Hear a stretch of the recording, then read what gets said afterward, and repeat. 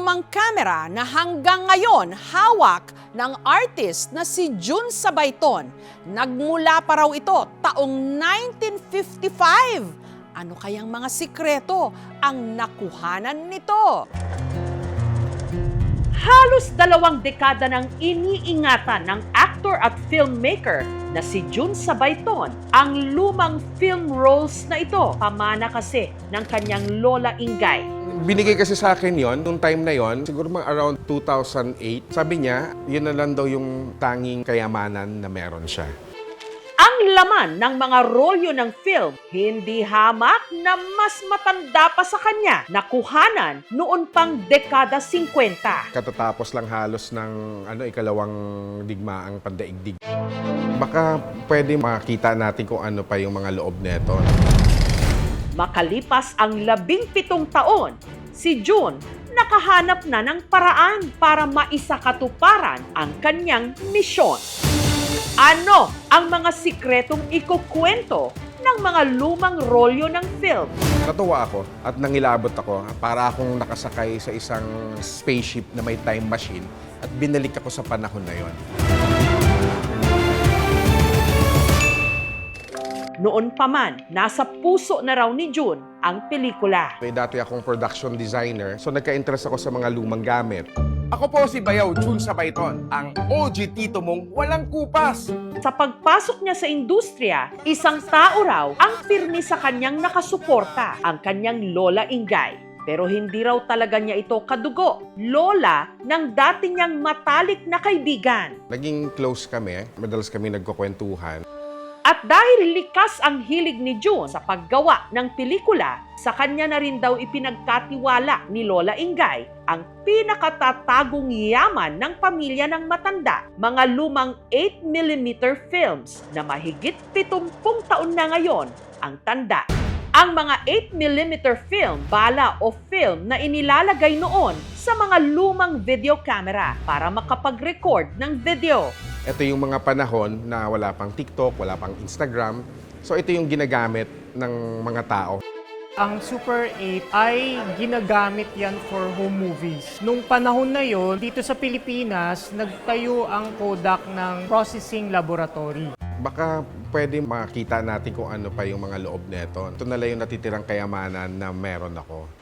Pero hindi ito magiging madali. Para kasi maproseso ang mga imaheng nakuhanan sa video, kailangan muna itong isalang sa film projector na compatible sa 8mm format. May kaibigan ako na mahilig sa 16mm tsaka 8mm. Nilapitan ko, sira na yung kanyang 8mm. Dagdag balakid, phase out na ang naturang projector. Kaya suntok sa buwan kung mapapanood pa ang laman ng mga lumang rolyo. Noong 1985, nag-announce ang Kodak na magsasara yung processing laboratory nila. Ito ay isang home movies 10 years after World War II sa Pilipinas. Hanggang nitong 2023, nadiskubre ni Jun na meron na palang teknolohiya para maproseso ang mga 8mm film kahit walang film projector. Naglabas yung Kodak ulit ng bagong Super 8 at 8mm na film digitizer na pwede mo na siyang i-digitize ulit. Nakabili ako ng film digitizer, so doon ko ulit sinimula. Nakalagay lang siya sa isang kahon at hindi nangamoy na suka. Na-preserve pa rin siya. Ang lumang film rolls agad isinalang ni Jun sa digitizer. Sinama ko na rin yung parang alikabok. Kahit yung mga silverfish, sige, digitize natin yan. Hanggang sa si Jun, parang nag-time travel sa dekada 50. Natuwa ako at nangilabot ako para akong nakasakay sa isang spaceship na may time machine at binalik ako sa panahon na yon. Sa mga naiintriga dyan kung ano ang nakuhanan, heto, ipapakita na ni Jun. Nakuhanan dito ang Manila Bay na nung panahong yon, malinis pang napagsuswimingan.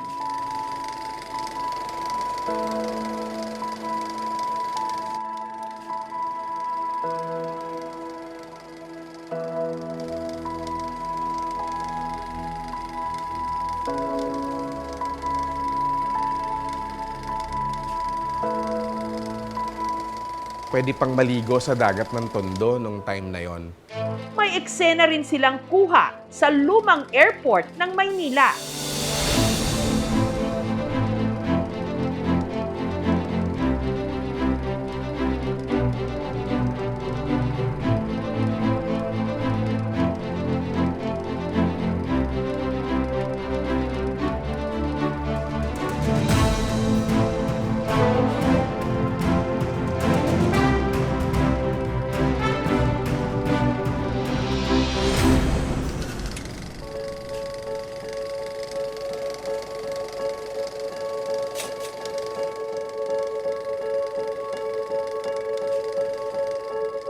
Ang video namang ito, nakuha taong 1956, kuha sa isang resort sa Pansol, Laguna, taon kung kailan nag-outing ang pamilya ni Lola Ingay.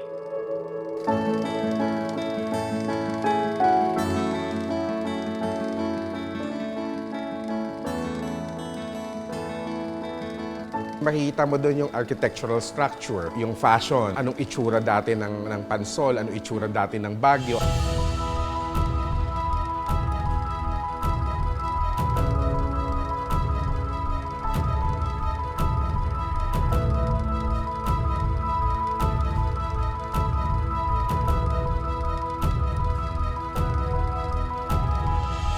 Ano itsura ng Antipolo.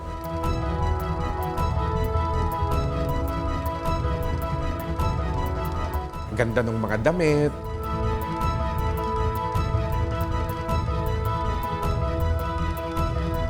Ang ganda ng paligid. Parang binalik ako sa panahon na yun. No? Pero ang nagpakilabot kay June nung nasilip niya ang kanyang Lola Ingay nung bata pa ito. Nariyang dumalo sa isang prosesyon sa Antipolo. Si Lola Ingay po. Aktibo sila. Makikita mo yung mga religious groups. No? So, nagmimisa, nagpoprosesyon. Pakiramdam ni June, kasama rin siya sa mga nakiparty sa birthday ng kanyang Lola Ingay. Napaka-interesting nung nakita ko siya, nangilabot ako. Pero si June nanghihinayang. Ang tao kasing pinakagusto niyang makapanood sana ng mga na-restore niyang video, si Lola Ingay. Pumanaw noon pang taong 2012. Kahit paano ay na-fulfill ko yung promise ko sa kanya. Sayang lang hindi nakita ni Lola Ingay.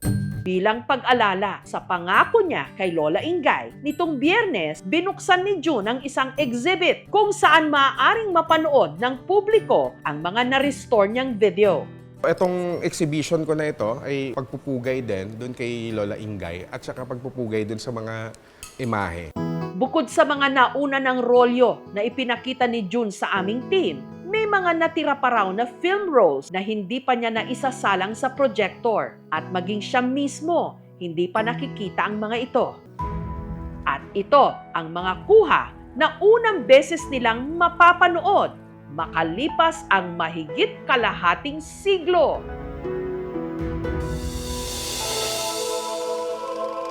Kuha ng isang religious procession na ginanap sa baba ng bundok.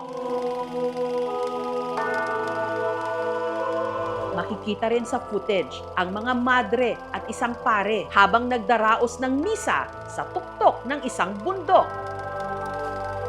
Mula 2008, no, masaya ako na naipakita nitong archive na to, no, nasa publiko. Kahit ako, naiiyak ako sa footage na ang ganda no? Meron palang ganong isang bahagi ng lipunan natin.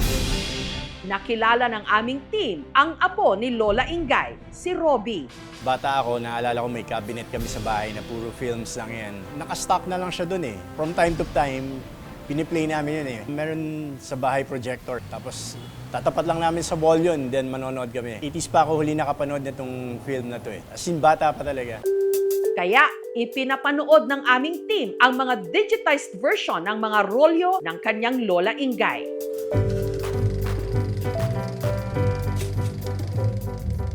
Sir, may nakikilala ba kayo din sa mga tao?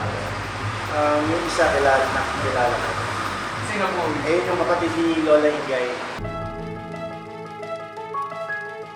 Yung mga baby, hindi ko alam kung sino sa mga tita ko or mommy ko, hindi ko sure.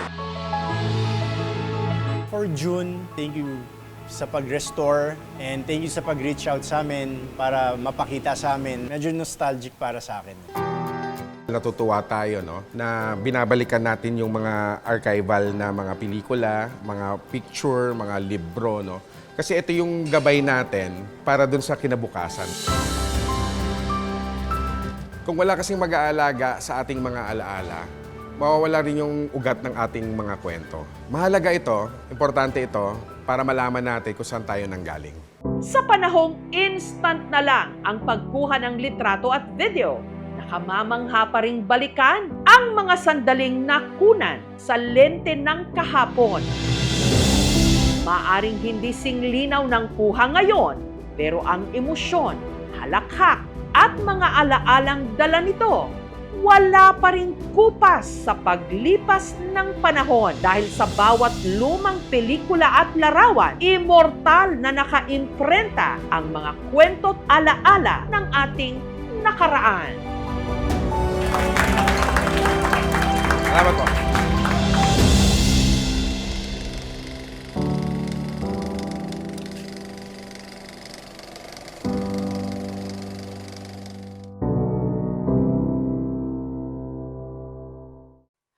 Thank you for watching, mga kapuso. Kung nagustuhan niyo po ang videong ito, subscribe na sa GMA Public Affairs YouTube channel.